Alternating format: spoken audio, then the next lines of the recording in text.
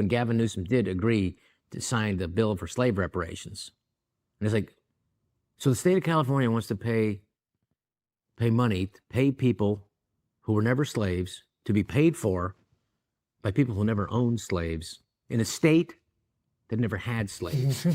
They said that's like paying child support for a child you never had to a woman you never fucked. It was so funny that they accused Trump of being racist and sexist when the people that helped him win were black men and Hispanics. Yeah, but they've got internalized whiteness. Well, that's the American dream. Even black people can be white supremacists. What's going on, everybody? Welcome back to the channel. Hope all's good wherever you are. Conservative comedian Rob Schneider was on the Trigonometry podcast with Konstantin and Francis. The podcast was good. I clipped out the best bits for you guys. As usual, timestamps are in the description. Skip to the part that you want. Now, the first bit we're going to get into is Rob Schneider had mentioned that the Liberal Party went so far left that it left America. And that classic liberals, a lot of them identified more with the Republican Party of today. Did people leave the Liberal Party? Did people leave the Democratic Party? Or did the Democratic Party leave them? Let's get into it. I think so, yeah. Is that really true, though, Rob? Because one of the things that strikes me is, I don't know how much you've changed, you tell me, but I think the Democrats have changed dramatically. They have, yeah. So when you were still voting for them, they were pro border security and all of these other issues. There were many of them to the right of where Donald Trump is now. So is it that you got old and conservative, or is it that they, like you said, they went so far to the left, they left the country behind? They did. And also there was just, in California, you have, there is not one aspect of your life that this administration, and understand the Democrats have been in charge for 12 of the last 16 years. So there literally was nothing, no part of your life, whether it's your kid's school, where they literally, you know, Gavin Newsom passed a law that if your kid was claimed or was, you know, there's a lot of the social contagion of gender dysphoria, which is at a very delicate time for any youth at a time, and there's also a percentage of kids that are on the spectrum who could be fall prey to this gender dysphoria, and it's a contagion or gender contagion in society, and so they passed a law that if you can't tell the parents, so. You know, I didn't sign up to co-parent with the state of California. You know, I mean, it's my kid, my wife's kid. We're going to do it. So we got the hell out of here. You know, as I say in my act, you know, it's a very Rodney Dangerfield style joke. I said, hey, it's dangerous taking your kids to public school in California, you know. In the morning you drop off a girl, in the afternoon you pick up a boy. You know what I'm saying? It's dangerous. Hey. But it's not that exaggerated. I do feel it's, so they did, and there was even legislation here. It was a joke of mine that went, I thought about it for a year, the joke. And it kind of crystallized finally as I was driving my car. Because sometimes you can take something and try to complicate it, but the more simple you can get the joke. But it was about slave reparations. Because it passed committee. They don't know how to do it. But it passed committee. They don't know what they're going to do. And Gavin Newsom did agree to sign the bill for slave reparations. And it's like, so the state of California wants to pay money to pay people who were never slaves to be paid for by people who never owned slaves in a state that never had slaves. They said that's like paying child support for a child you never had to a woman you never fucked. So when you just print a bunch of money or you give $100 billion to Ukraine, and you're printing that money, you're causing this inflation. And inflation went up 26% in the last 4 years. And that, I mean, people had to choose between groceries or buying gas for their car. And it's just put a real burden on the backs of hardworking Americans who were just struggling to get by. So there are people, that's why it was such an across the board. That's why it was so funny that they accused Trump of being racist and sexist when the people that helped him win were black men and Hispanics. Yeah, but they've got internalized whiteness, so that's what it is. So it is, and you're right about that. Yeah, they're the black face of white supremacy. The black face of white supremacy. Isn't that a beautiful thing? Isn't that incredible? Because if you put that in your script or in a movie, they go, no, no one's going to buy that. Well, that's the American dream. Even black people can be white supremacists. You can be anything you want in this country. It really is. It's like, so it comes down to, you have free choice as long as you agree with us. Yeah. And we own these minorities This is our voting bloc. We have them, and stay away from them. And if you don't, and if you're in that, and you no longer, if you're Thomas Sowell, and you're African American, and you think differently, and you find yourself in conflict with these liberals who aren't so liberal, you're a race traitor. You're not just someone who thinks differently. So I'm hopeful that the Democratic Party will see the error of their ways and regroup. This is an opportunity. It's a good day for them. Well, I hope they keep losing, to be honest with you. But, you know, the power shifts. So now my comedy is going to have to shift also to what the Republicans do. It has to be whoever the power base is, there's going to be an abuse. And there's a potential for abuse. So, I mean, I do hope we only get two parties. We tried with Robert Kennedy to have a third party. But you can say what you want about the arrests and the indictments on President Trump. But they did, so 7 against Trump, 10 against Kennedy. So there were, the Democrats don't, nobody wants a third party, even the Republicans don't. So what the media does, and the media also needs a spanking from this, and they need to come back to a place where they represent the American people. You can see how far the polls were off. And, the slandering, the Atlantic is a shit magazine. The New York Times, the Washington Post, no one wants to read that. Outside that small little circle of a several block area of New York City and a little bit places in Bel Air and the gated communities in Los Angeles, nobody gives a shit about the LA Times. Nobody gives a shit about the New York Times. It is no longer, I would never pay a penny. When they ask, would you like $1 a month? No, I wouldn't give you a penny a month. You couldn't pay me $1 a month to read that shit because it is no longer an objective news organization. The Democrats kicked here. Mark Cuban calling Trump's women unintelligent and not strong. I mean, whenever that happened, it was like, yeah, that's another 1 million votes. We got North Carolina for sure now. And then, the great gift, the best gaffe of the entire election was Joe Biden saying he's, and why are they letting him on TV? He could have been a phone call. They could have been, said, the only garbage I see of these are his supporters. And it was so beautiful how the White House tried to cover that, wasn't it? They said, no, there was an apostrophe. And they call it apostrophe gate because he said, no, he didn't mean like the supporters are garbage. He meant the garbage that's coming from specific supporter. And it just fell on deaf ears, and it was just more of the same. I mean, he's calling us garbage. He was just calling us white supremacists, uber MAGA, MUGA, ultra MAGA. Yeah. And these are Americans. These Americans just want to get by and get the government out of their life. I mean, you really have something that I didn't think was possible. Was we have another Reagan, another Ronald Reagan, who now has a mandate. This is our Ronald Reagan. He is. He's the most powerful. He's the most powerful political figure in over a century in America. He's right about Trump and comparing him to Reagan. This will be our Reagan. And when they talk about the minority vote, it's so funny because at the end of the day, no matter where you are in the world, no matter what language you speak, where you were born, where you live now, everybody wants the same thing, right? We all want safety for our children. We want shelter. We want more money in our pocket. Like across the board, these will always be the most important things. Then we get into the nuances and on our side, men and women's sports, all this stuff. But the main thing will always be safety for our families and the economy. The border was a big issue and inflation was just catapulting way too high. People didn't have any money. The Democrats have been in charge for 12 of the last 16 years, and they turned the economy to shit. The stock market under Biden, the elites were making a ton of money, but the middle class got decimated. Now let's get to the next bit where they talk about what's happened with Hollywood. When they talk about how Rob was hated by Hollywood, if Hollywood's going to change their ways as the trend moves away from all this woke nonsense. Let's get to it. We started talking about Hollywood. One of the things you obviously experienced is that your opinions weren't popular. Yeah. Yeah.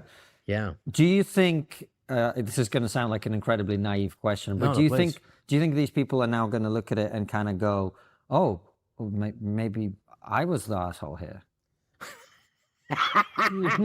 No, I think they're angry. I think they're pissed off. I think people here in Hollywood hate me. They hate me with a passion. Absolutely. Why? Because in some small way, a small group of us, and along with Elon Musk, God bless him, you know, and Robert Kennedy, it was enough to turn the selection. I'm not saying I had very little to do with it, but in some ways that speaking up and supporting Robert Kennedy and then supporting him I mean, that's how I knew his third party candidacy was in trouble when I was, you know, his most famous supporter. I said, oh man, it's not going to go well for you, Robert. I'm sorry. But I do think, yeah, they don't want, they want the perception as we're doing this for everybody, but they're not. They're absolutely completely out of touch with the average American and what they go through. Oprah Winfrey, when she's going and talking about, nobody cared what she said because they know that her life is like, what gave her the opportunity to become a billionaire was this society. And here she is shitting on people, trying to make the best out of it. And I would say that that's the amazing thing about the United States. The difference between England, in my experience, is that like people root for you to be fucking rich here. Yep. Oh, yeah. People don't in the UK. That's why we love America. I mean, we got like, fuck yeah, Oprah, you're a billionaire. God, now. But I'm telling you, it was getting to a point where people were getting pissed off. And they showed it at the polls. It's like, you know what? You have everything. These policies that you're allowing at the border and these people coming in, it is not affecting you in your gated mansion with all your security, but it is affecting us. It is affecting the movie stars who don't have tens of millions of dollars. I mean, I pleaded poverty. I mean, I have like my gated community I only have one guard in my gate. I have nobody in front of it's my gate. My 5 cars. There's only one person guarding it. I mean, somebody could easily come in if it's a Venezuelan gang. And by the way, these Venezuelan gangs, I was writing jokes for Trump with some friends of mine for this Al Smith dinner. And I said, maybe this one's Not for Tony Hinchcliffe. And so when Robert Kennedy called me, he said, we should have had you do this. You know, I don't know why we didn't call you instead. There's 300,000 Puerto Ricans in Pennsylvania. I hope this doesn't cost us the election. Sorry, Robert. But no, but one of the jokes I said, like, we have these Venezuelan gangs coming over here, taking away victims from American gangs. We need to support American jobs, American gangs. And I'm, you know, but I don't. It would require a delivery for him to do that. But I thought he did pretty good. He's funny. That's the thing. He's very funny. When he says I'm going to be dictator, well, maybe on day one I'll be. You know, that was a joke. Yeah. That wasn't saying he's going to fucking turn into, you know, Stalin on us. So, but yeah, Hollywood hates me, and that's okay. And I hope that they forgive me. And I hope that I get into a position with my new movie and media company that I'll get to hire them. Sorry to stop it right here. We'll get back to Konstantin and Rob, but if you don't mind just smashing that thumbs up button for your boy, that goes a long way to help me out. And also, if it's not your first time here and you're not yet subscribed, hopefully this could be the video that I earn your subscription. Now let's get back to the video. No grudges. I hold no grudges against anybody in Hollywood. I would happily, even though I went public against all the late night guys, because it was true. I said, you know, during the pandemic, I'll call it a pandemic. Sorry, I just set you off. Actually, you didn't set me off. I just think it's worth clarifying these things so people know exactly what you mean. I think so, so too. they then don't go, oh, he doesn't believe COVID happened or whatever. That's the only reason. I think you're right to bring that up. And I talked about this in my act where I said, like, you know, because it was very scary because they tried to do this before, to close society down before.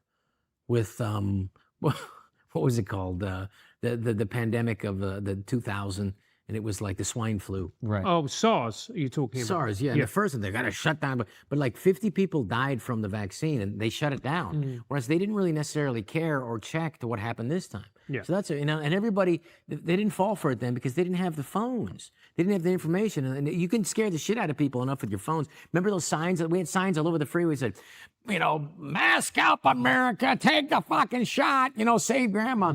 And the phones were scary. Every 30 seconds, it's like, oh no, this guy's parachute didn't open and he died of COVID. So, so you kind of show the exaggeration because Hollywood doesn't want anybody because they're scared. They're all scared here. The executives are scared, the actors are scared, the producers, the directors. They don't want any reason to not get hired. And you could, if you're a liberal, like, you know, Mehdi Hassan, well, you could say that, you know, homosexuals are pedophiles, and well, you're liberal. Okay, we'll let you back in. But if you're not, and if they can get you, you're out forever. And all these executives, they don't want to be involved with anything that's controversial because their jobs, they don't act like I do. I want to do the funniest joke I can. I want to challenge my audience and make them laugh at stuff they're not hearing everywhere else. the executives and the people at the streaming services are making decisions. They don't decide what's the best movie or TV show we can do. It's what can delay my inevitable firing the longest. You used to know these guys, right? Yeah. So what happened to them? Well, I think Were they always like that? that's the cute thing about Hollywood. Why, I was lucky because I never got super rich. Yeah. I mean, I did fine, but I never got like super uber wealthy, and so I needed to work, which ended up being really good for me. But also, the thing about Hollywood, which is very subverts, it subverts you. They're not going to ask for all of your soul at one take. They're going to ask all your integrity. They go, you know what, just a little bit. That's why, like, the interesting thing with Jerry Seinfeld, they offered him $100 million when that was $100 million to do one more series of Seinfeld. And the thing is about Seinfeld was really interesting because they only did one pilot and then they did 3. There's never been a pickup of just 3. And then there was 6 and then 13. So they got 4 years to figure out their fucking show. The beginning wasn't that great. They didn't know what they were doing. And then they had 3 years to figure it out. You can figure it out. A smart guy he's a genius, Jerry Seinfeld and Larry David, they figured it out. So but it got 4 years to do it. But they offered him $100 million. He said no. And I think that is very few people can do that. Of course, he already had $100 million already. So, but they'll take that. They can just do this one. Jackie Gleason was one of the greatest, a guy who invented our sitcoms over here. They said, you can make this funny, Jackie. And it was a game show. And he said, you'll make it funny. He said, yeah, that's how they get to you. That's what Peter Sellers, too. They gave him these horrible scripts in the 60s. Like, you'll be a blue matador, You'll make it funny. And then he would go, and he just fucking awful movies. They were all stoned on I Love You, Alice B. Toklas. It's an unwatchable movie, but he's great. If you love him when I was a kid, I loved him. But that's how they get to you. You'll make it funny. So Jackie Gleason did this show, and it was a piece of shit. And it got horrible reviews when people reviewed things at that time. And he apologized the next week. Said, I'm sorry. I would find you a star who will apologize for something that's a piece of crap. Find you a star that'll do that, I know Deuce Bigelow, too, wasn't that great. Didn't come out as great as I wanted. There was good jokes. But, it didn't come out that great. It happens. I took the money, though. I took the money. Well, but with these late night guys, right, I don't understand what that means. Do you think they became corrupted by... I think that they had to go along with what the liberals were saying. I don't think they weren't allowed to go against the government policy. You couldn't go against what the Democrats were absolutely closed. You could not critique Biden. You could not make fun of Biden's age. One of the jokes I had was, if Biden was a dog, you'd put him down. People were they would get up and fucking walk out. How dare you? He is our president. He's not brain impaired until we say he's brain impaired. But they really would get angry. I had people, and I didn't realize how liberal Omaha was, but I remember 30 people got whoa, these people are pissed. And if you went against what the government narrative at the time, and liberals, they were running everything. So if you went against it, they couldn't. And at the same time you had, they were awful. Jimmy Kimmel said the most horrible thing. And same with Howard Stern. It was just absolutely dreadful what they said. If you have a heart problem, you're vaccinated, come on in the hospital. If you're not, sorry, Wheezy. In other words, die in the hallway because you're choosing not to get an experimental gene therapy that was developed at warp speed. And you don't want to take, so that you die in the hallway. I thought that was the low watermark for comedy in the 21st century. What about this? Forget the COVID and the vaccine. I know it's important to you. And actually, Francis and I both were very critical of what...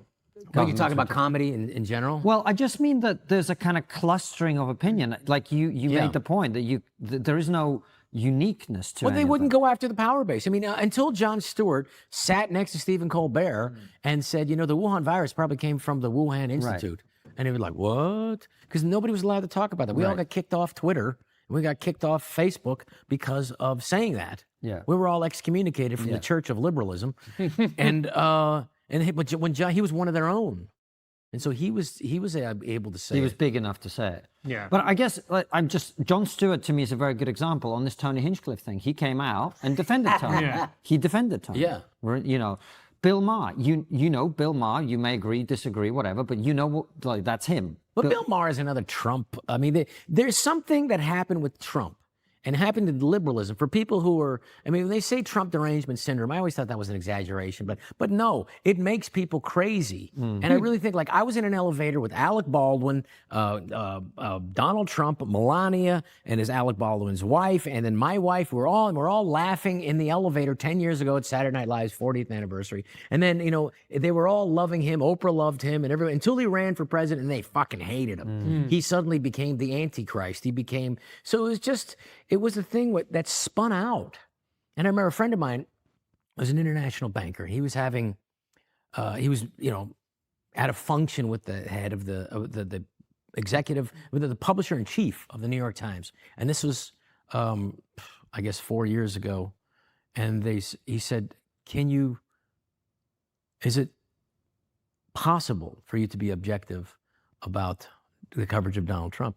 And he said, it is my solemn duty to make sure that he does not get elected again to the presidency. And it's like, whoa. I mean, that's the guy who's the New York Times. So they're going to have to appeal if they want to continue as a business. If they want to try to, I would just tell people there's California and then there's New York, but then there's this. There's these other 47 states, and you got, you know, Hawaii's basically an extension of California, but then you got Alaska.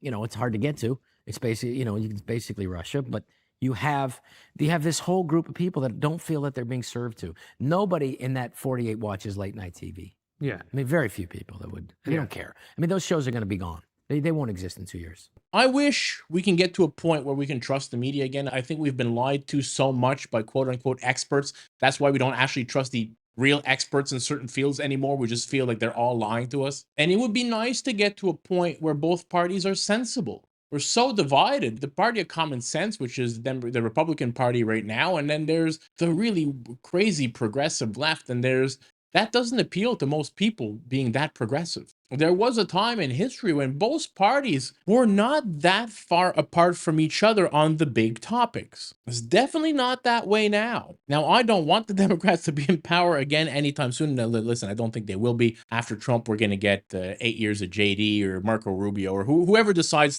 the run for president list, I'm thinking is going to be JD, but the Democrats have nobody, right? The Newsom, AOC, Jasmine Crockett, unless they have somebody they're hiding under a rock, these are not the people that are going to win. Nobody's going to, they're too progressive. And talking of COVID, I remember during COVID, I was traveling the whole time during COVID. I did 8 quarantines because I'm unvaccinated. And the divide in the country between the vaccinated and the unvaccinated was insane. There was no way I was getting that shot. I know people that have gotten the vaccine, and they were normal people that didn't care if I was vaccinated or not. We still all chilled together. Granted, they weren't raging libs. I remember going into something like Starbucks, and they would ask you if you're vaccinated and want vaccine ID or something of the sort. I forget what it was called because I don't have it. But the same people that don't want ID to vote for a candidate for president of America wanted to see a paper saying that you have had a vaccine identification of, or the paper, whatever they give you when you're vaccinated. It was crazy. It was ludicrous. And COVID really opened our eyes, I think, into seeing these late night hosts for exactly what they are, a puppet of the leftist media. Hope you enjoyed the video. I thought it was a good one. I like Rob. I like Konstantin and Francis.